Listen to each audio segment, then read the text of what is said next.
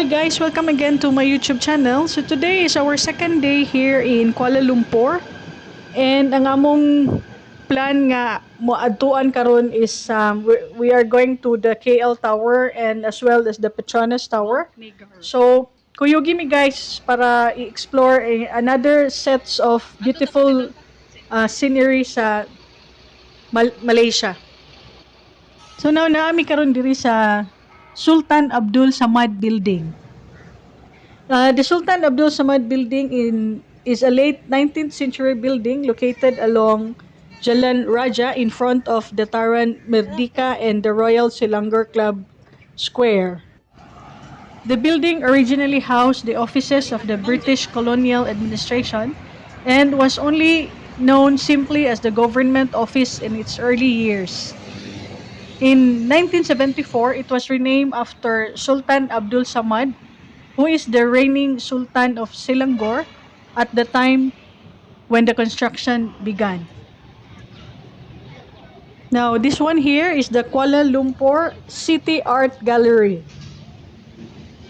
But sad to say guys nga while naami karon sa Kuala Lumpur, dili na mo siya masudlan kay gi-close siya for renovation. So mag-take lang tag picture diri sa gawas nga daghan kaayo pod og tourist nagpa-picture. So we'll take chance to have a picture here in this area. Since 1895, Since 1895. 1 hour later.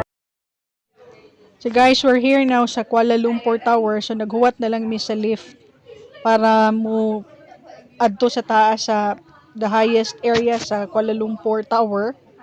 So nagwait na lang mi sa among chance to get in sa lift.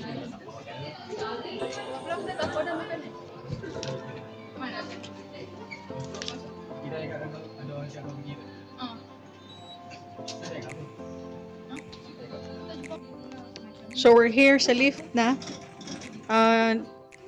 Daghan pod kaayong tourist, so maoning murag dugay gid kaayo pod mi nakasulod sa sulod sa KL Tower.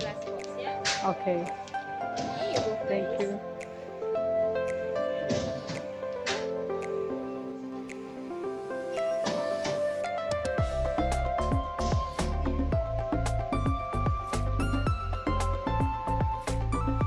Ano yung kwan sa skybox?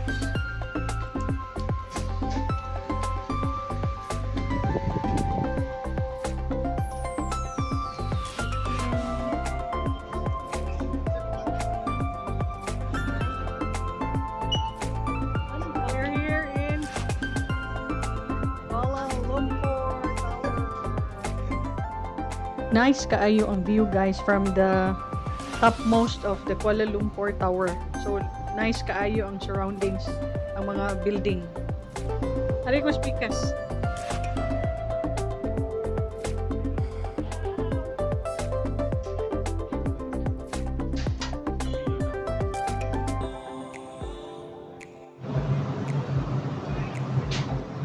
Diri pod nga side na makita nimo ang Petronas Tower.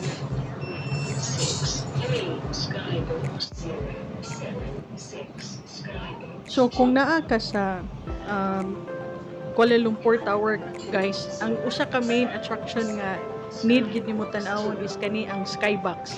So bali mura ni siya box made in a glass nga gi-extend from the building gyud sa KL Tower, gi-extend og how many meters para makita ang pinakaubos. Diri makakatake kag picture og mga kanang inside sa box. So see our photos.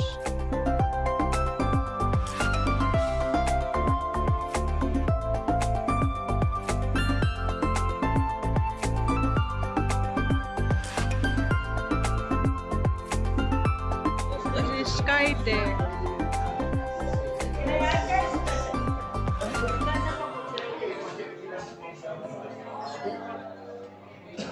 So after the skybox guys, we have also the chance to watch the sky deck para makita ang tibuok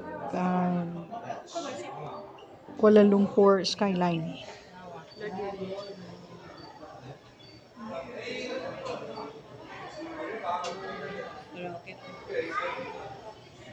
grab the pictures na So guys, that sums up our tour sa Kuala Lumpur Tower. So naka-chance pud me downstairs to take a photo sa pinaka main nga attraction sa KL Tower.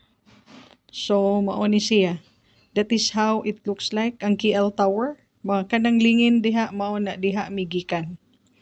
Mao na siya one of the must see sa Kuala Lumpur when you visit Kuala Lumpur.